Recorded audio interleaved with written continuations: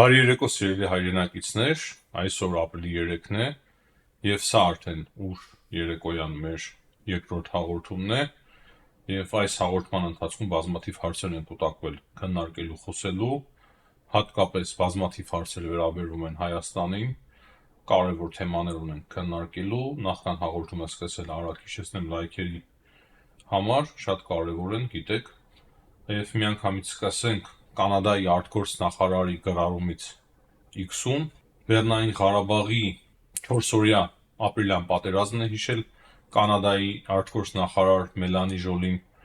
շատ լավ է որ դեռևս ինքը արտգործնախարար է, քանի որ վարչապետի փոփոխություն է տեղի ունեցել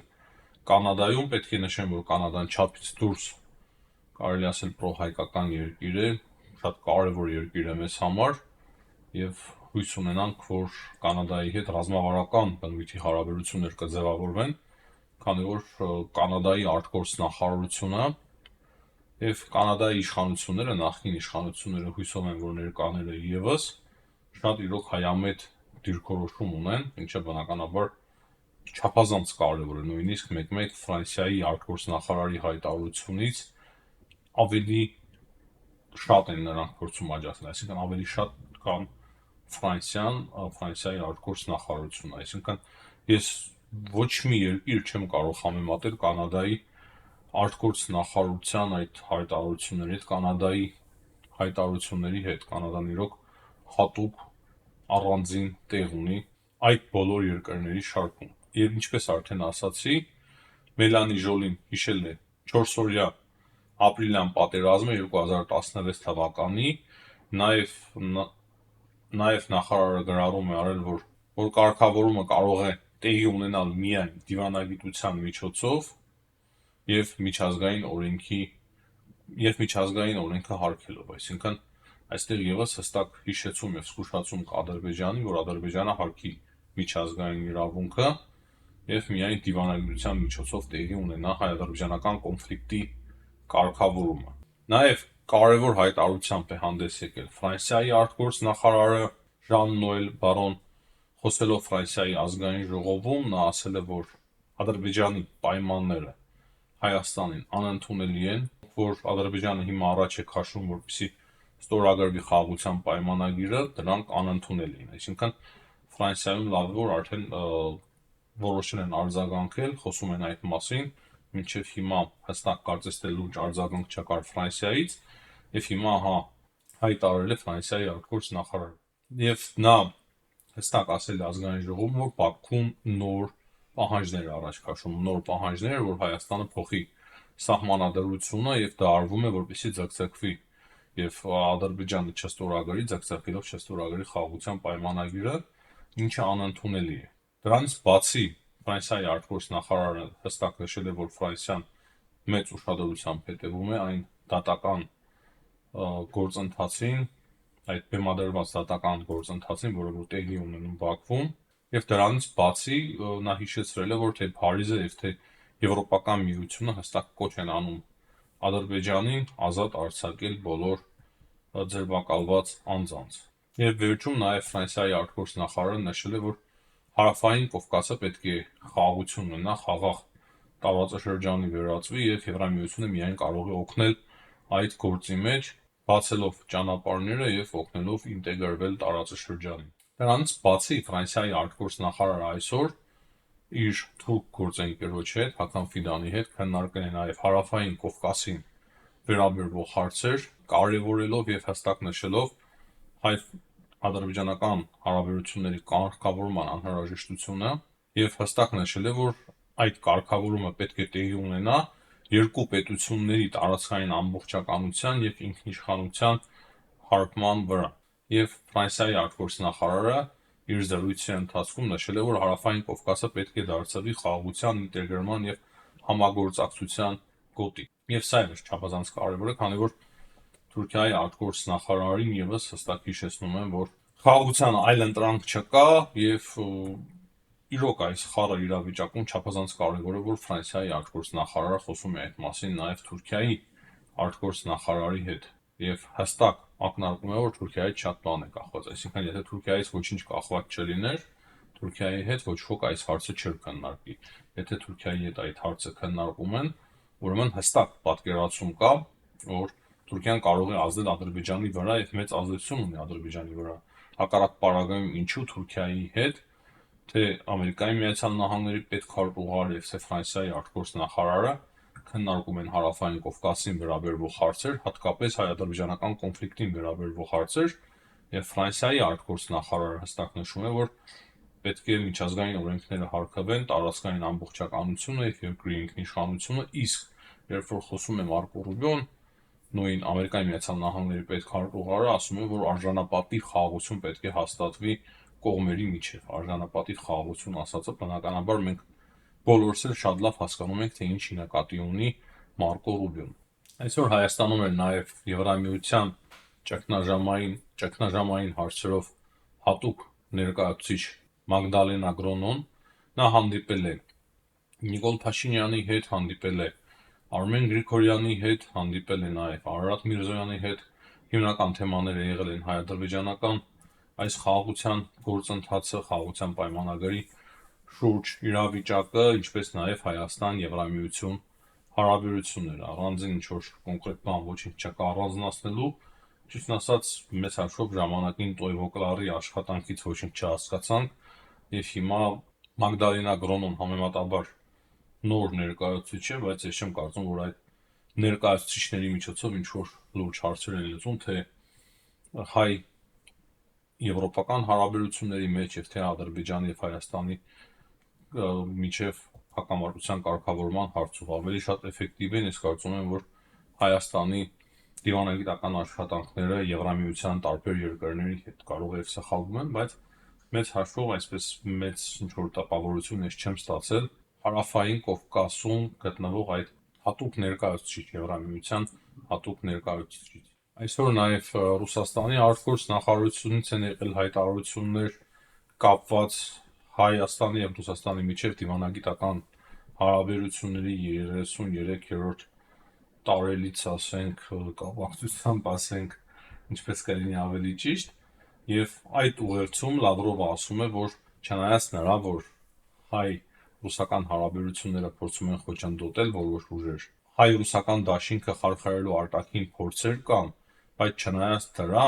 քաղաքական երկխոսությունը եւ արտաքին հարաբերությունները բավականին բարձր մակարդակի վրա են Հայաստանի եւ Ռուսաստանի միջև։ Առևտրատնտեսական հարաբերություններն են նա հիշել, ինչպես երկկողմ, այնպես էլ միասնական ինտեգրացիոն տարածության ձևաչափում, եւ Լավրովը նշել է, որ մենք պատրաստ ենք շարունակել համատեղ աշխատանքը ավելի խորացնելու եւ բարելավելու գործընկերության արդյունավետությունը։ Այսօր նաեւ Ռուսաստանի փոխարտգործնախարարը Ռիանովեսցին հարցերին պատասխան խոսել է նաև Հայաստանից եւ նա նշել է, որ հայկական հասարակությանը պետք է բացատրել, թե ինչ է նա ստանում ԵԱՏՄ-ում եւ ինչ կլինի, եթե ԵԱՏՄ-ից Հայաստանը հեռանա, ինչ շահեր ունի Հայաստանը ԵԱՏՄ-ում, նման ինչ-որ հայտարարություններ է արել Գալուզինը եւ նշել է, որ հիմա պաշտոնական Երևանն է որոշելու, որտեղ իրան ավելի լավ գտնվել Եվրամիության մեջ, թե ԵԱՏՄ-ի մեջ։ Նաև նրանք ասում են, որ բավականին խիստ է Եվրամիությունը, բավականին լուրջ ստանդարտներ ունի, այնինչ Եվրասիական միությունը այդպիսի պահանջներ Հայաստանի դեմ չի դնում։ Գալուզինը նաև հիշել է, որ Հայաստանի հետ դաշնակիցներ են, ռազմավարական գործընկերներ են եւ չափազանց բաց եւ անկեղծ հայ գործընկերների հետ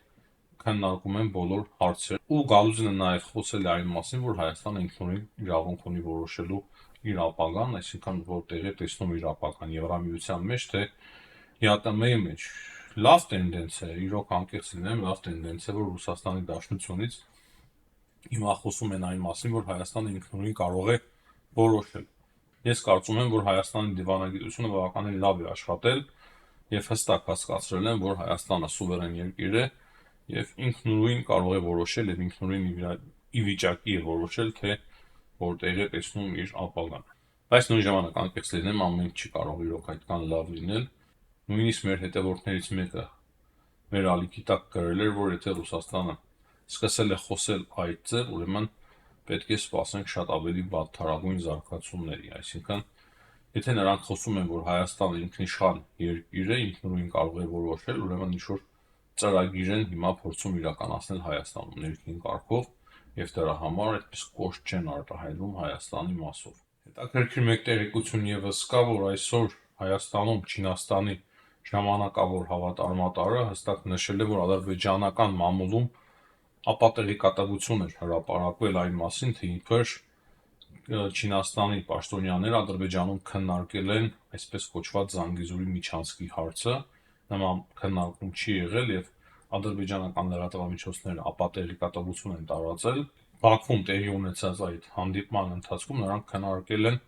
մեկ գոտի մեկ ճանապարհ այդ ծրագիրը։ Գիտենք չինական այդ ծրագիրը նախաձեռնությունը մետաքսե ճանապարհը, եթե չեմ սխալվում, կամ նման ինչ-որ ծրագիր է, մեկ գոտի մեկ ճանապարհ ծրագիրը, որը որ Չինաստանով, Ադրբեջանով, Վրաստանով պետք է կապվի Սև ծովով Եվրամիության հետ։ Այդ հայտարարությունից հետո ես տեսա, որ նաև կային Տելեգրամյան ալիքում տեղեկություններ, որ ադրբեջանական լրատվամիջոցները շտապել են արագ արդեն հեռացնել այդ իրենց ապատեղեկատվությունը, թե իբր չինական պաշտոնյաները Բաքվում Չինաստանի պաշտոնյաները քննարկում էին այսպես կոչված Զանգեզուրի միջանցքի հարցը։ Այսինքն ապատեղեկատվությունը հիմա Ադրբեջանում բավականին բարձր մակարդակի է բարձրացել։ Հիշում ենք նաև օրեր առաջ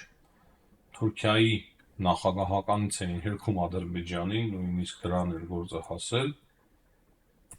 երբ որ մարգարե անցակետով Հայաստանը բեռներ էր ուղարկել Սիրիա մարդասիրական օգնության, եւ Բաքվի լրատվամիջոցները նշում էին, թե իբր Ադրբեջանը տեղյակ չի պահվել, որ մարգարայի անցակետը բացվել է եւ Հայաստանը Սիրիա հումանիտար օգնություն ուղարկվել։ Այդ ժամանակ արդեն ստիպված Ադրբեջանի ապատեղեկատվությունը հերկվել էր Թուրքիայի նախագահականի կողմից։ Այսօր նաև կարևոր հայտարարություններ արել Իրանի դեսպանը Հայաստանում կարևոր կոնֆերանսի մասնակցելով Հայ-Իրան կոնֆերանսին, որտեղ որ քննարկում էին հազարամյա հարևանությունը, հարաբերությունները Հայաստանի եւ Իրանի միջև, եւ դեսպանը հստակ խոսելով Սյունիքի մասին նշել է, որ Իրանի համար կարմիր գիծ է Սյունիքը եւ Իրանը թույլ չի տա սահմանների փոփոխություն, այսինքն այդ ամենի մասին կրկին դեսպանը խոսել է, բայց մեկ բան, ինչը բնականաբար մեզ համար տհաճ է հնչել այդ մտքերից, նա անդրադարձել է նաև 3+3 ծրագրին եւ առաջարկել է 3+3-ի ֆորմատում ստորագրել խաղաղության պայմանագիրը, ասելով, որ դա ամենալավ տեղն է, որ կարելի է ստորագրել խաղաղության պայմանագիրը։ Եթե նման բան տեղի ունենա, դա ամենամեծ սխալը կլինի Հայաստանի կողմից, Հայաստանի իշխանությունների կողմից։ Հույսով եմ, որ Հայաստանը չի համաձայնվի,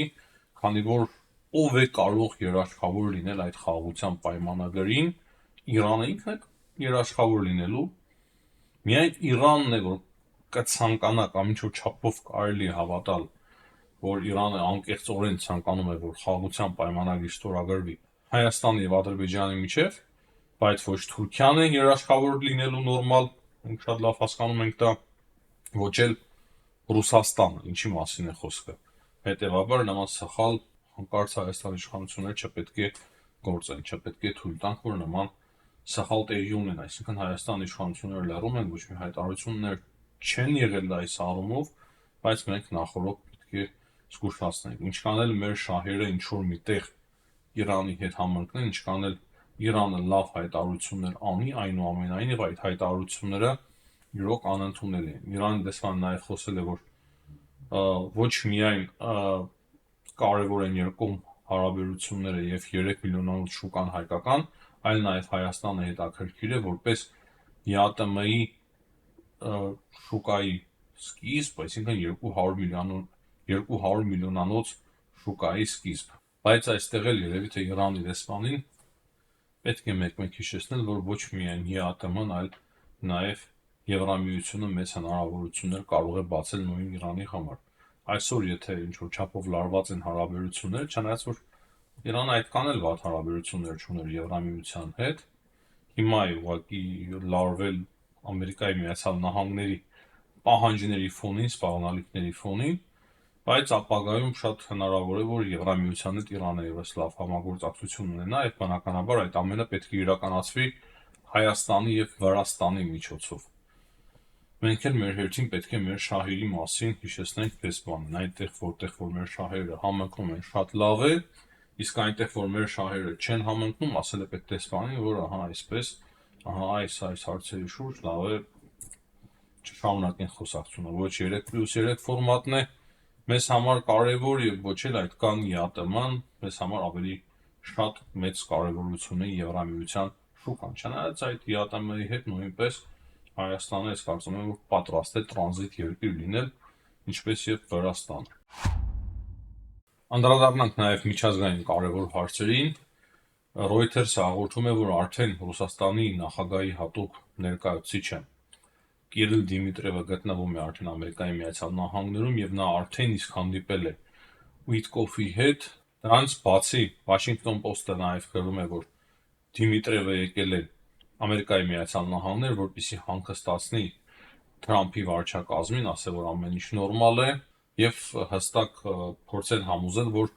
իրենք ուզում են խաղաղություն, իրենք ուզում են գնալ խաղաղության եւ դրանից բացի խոսել նաեւ մեծ տնտեսական շահերից, տարբեր մեծ տնտեսական պայմանավորվածություններ փորձեն ձեռք բերել Ամերիկայի Միացյալ Նահանգների հետ, այսինքն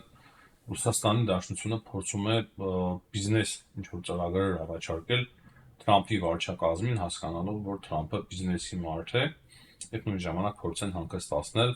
եւ կրկին փորձեն ժամանակ ձգել, բայց թե ինչ է եղել քննարկման հիմքում եւ ինչ է Ամերիկայի Միացյալ Նահանգները, այսինքն ամերիկյան կողմը ասել ռուսական ներկայացուցին դժվար է այս պահի դրությամբ ասել, կարծում եմ մոտակա օրերի ընթացքում շատ բան ավելի պարզ կդառնա այս առումով եւս։ Եվ զուգահեռաբար Ռուսաստանի Դաշնության փոխարտգործ նախարար Ռябկովն էլ հայտարարել է, որ պետք է Ամերիկայի Միացյալ Նահանգները աչքերը բացի եւ տեսնի, թե ինչ ռազմատենչ հայտարարություններ են հնչում Եվրամիության կողմից եւ Կիևի կողմից, հակառակ պարագայում ոչ մի շանս չի մնում, որ կողմերը կարողանան պայմանավորվեն եւ հրադադար հաստատվի, այսինքն ինչ-որ այնտեղ նաև այստեղ մենք տեսնում ենք, որ շանտաժ եւս կա ինչ-որ նման մի բան, այսինքն զուգահեռաբար Ռուսաստանի արտգործ նախարարությունից ասում են, որ Եվրամիությունն է մեղավոր եւ Կիևն է մեղավոր, որ չի տեղի ունենում հրադադար։ Հիմա մի քանի խոսքով նաև անդրադառնանք, կարծում եմ սա եւս շատ կարեւոր է այս մաքսատուրքերի պատերազմին, որը որ Դոնալդ Թրամփը հիմա գիտեք մաքսատուրքեր է սահմանել տարբեր երկրների նկատմամբ, Եվրամիության նկատմամբ բավականին խոշոր եւ հիմա շատ կոշտ ձևով արձագանքել են Գերմանիան, Ֆրանսիան, նաեւ Կանադան եւս բավականին լուրջ մաքսատուրքեր է սահմանում Ամերիկայի Միացյալ Նահանգների նկատմամբ, Ֆրանսիան այդ մասին խոսել է նաեւ Մակրոնը եւ հաստատի հիմա այդտեղ եւս լուրջ կոնսոլիդացիա է տեղի ունենում Եվրոպայի եւ Կանադայի միջև եւ շատ այլ երկրների միջև, որպեսզի միասնական պատասխանեն Ամերիկայի Միացյալ Նահանգների այդ մաքսատուրքերին եւ ուզում են, որպեսզի Ամերիկայի Միացյալ Նահանգները կարելով վնաս հրաժարվի այդ մաքսատուրքերից։ Տեսնենք իրականում ինչ տեղի կունենա, բայց ես միտեղ արագ հանդիպեցի, հետո ուղղակի չհասցրեցի դա պահել, որ օրինակի համար նույն iPhone-ի եւ Apple-ի ֆոնդերը փլուզվել են, 8-ից 9% կարծեմ վնաս են կրել նրանք, տասնյակ հարյուրավոր միլիարդ դոլարների վնաս եւ ընդհանուր առմամբ հիմա Ամերիկայի Միացյալ Նահանգների տնտեսությունը բավականին վատ ցուցանիշներ է ցուցադրում, բազմաթիվ ընկերություններ ցույց են տալիս իրենց այդ գրաֆիկներում բազմաթիվ մեծ կորուստներ եւ բավականին մեծ վնասներ, այսինքն բավականին մեծ վնասներ է կրում Ամերիկայի Միացյալ Նահանգները Թրամփի այդ որոշումից։ Շատ կարևոր է նաեւ նշել, որ Մարկո Ռուբիոն գտնվում էր Բրյուսելում եւ այնտեղ հանդիպում էր ՆԱՏՕ-ի գործընկերների հետ, ՆԱՏՕ-ի մասով եւս կարևոր հայտարարություններ են անում եւ Մարկո Ռուբիոն ասում է, որ Դոնալդ Թրամփի ծրագիրը չէ լքել ՆԱՏՕ-ն, այլ ուղղակի նա ցանկանում է, որ ՆԱՏՕ-ի երկրները ավելի պատասխանատու լինեն, ավելի պատասխանատու ձևով մոտենան եւ ավելացնեն իրենց երկրների ռազմական բյուջեն հասնելով այն 5%-ի։ Եթե ես անկեղծ լինեմ, ասեմ, որ ինչ-որ միտեղ ես համամիտ եմ Դոնալդ Թրամփի հետ և մեկ-մեկ Դոնալդ Թրամփի քաղաքականությունը օգնում է նաև ինչ-որ միտեղ ուշքի գալ Եվրոպային և Ամերիկայի Միացյալ Նահանգների դաշնակիցներին։ Զելենսկին էլ այսօր հայտարարություն արել, նա նշել է, որ հնարավոր է մոտակա ժամանակներս կամ շաբաթների ընթացքում կամ ամիսների ընթացքում պատերազմը դադարեցվի։ ՆԱՏՕ-ից էլ ընդհանուր ղեկավարությունը հայտարարում է, որ Ուկրաինան ստանալու է հաջորդ խմբականակը F-16 ինքնաթիռների, նաև երեք խոսք կար այն մասին, որ ՆԱՏՕ-ի երկրները միասնաբար տրամադրում են, եթե չեմ սխալվում, $20 միլիարդ կամ եվրո նոր օգնություն են տրամադրելու Ուկրաինային։ Մերձավոր Արևելքից Իրանի շուրջ այս պահի դրությամբ նոր տեղեկություններ մեծ հաշվով չկա, բայց շատ լարված է մնում իրավիճակը, ցանկացած պահի կարող է այն պայթել, հույսով ենք նման բան տեղի չունենա ամեն դեպքում։ Նաև կարող եմ ավելացնել, որ Նետանյահուն հայտարարել է, որ Գազայի շրջանում նոր տարածքներ են իրենք զավթել, վերցրել Համասի ձեռքից եւ այնտեղ եւս փորձելու են բնակեցնել արդեն հրեաներին, այսինքն Գազայի շրջանը ավելի է փոքրացել եւ Նետանյահուն հաստատի վերցրել է ինչ-որ տարածքներ Գազայի շրջանից։ Ամենայն դեպս ես այդպես հասկացա, դրանից բացի հիմա շատ ակտիվ քննարկվում է նաև այն, որ երեք բավականին լուրջ ձևով հարվածներ են հասցրել Սիրիայի տարածքին, այս պահի դրությամբ Թուրքիայից արձագանք չեմ տեսել, հնարավոր է մենք ենք բաց թողել, բայց կարծում եմ, եթե կարևոր արձագանքներ լինեն Թուրքիայից, մենք այդ մասին եւս կտեղեկանանք։ Թուրքիայից այլ տեղեկություններ, նորություններ չկան, բայց ես գրեթե համոզված եմ, որ Թուրքիայում այդ ցույցերը եւ գործընթացները շարունակվում են։ Ուղղակի երևի դրանք հիմա այս պահին այդ մեծ մասշտաբները չունեն, որը որ ունեին մի քանի օր առաջ։ Սակայն վաղը մյուս օրը կարող է կրկին արագ փոխվել իրավիճակը։ Այս պահի դրությամբ այսքանը, սիրելի հայրենակիցներ, կրկին հիշեցնեմ լայքերի համար, հաջողություն բոլորիդ, կհանդիպենք։